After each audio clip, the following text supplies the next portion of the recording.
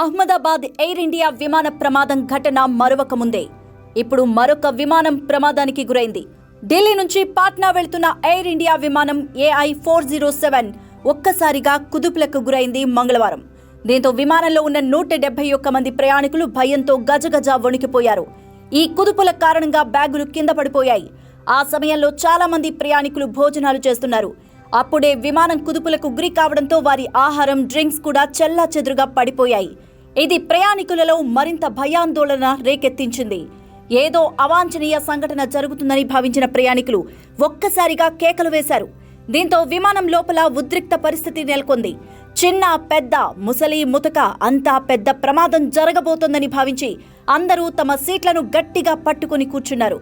ఈ క్లిష్ట పరిస్థితుల్లో ఓపికగా వ్యవహరించిన పైలట్స్ విమానాన్ని సేఫ్గా ల్యాండ్ చేశారు. ఈ సవాలుతో కూడిన పరిస్థితిలో పైలట్ తన అవగాహన, అనుభవాన్ని ప్రదర్శించి 171 మంది ప్రయాణికుల ప్రాణాలు కాపాడారు. పాట్నా విమానాశ్రయంలో సేఫ్గా ల్యాండ్ చేశారు. దీంతో లోపల ఉన్న ప్రయాణికులు ఒక్కసారిగా ఊపిరి పీల్చుకున్నారు. అనంతరం పైలట్ సిబ్బందిని ప్రశంసించారు. అదృష్టవశాత్తు ఎవరికీ ఎలాంటి గాయాలు జరగలేదు.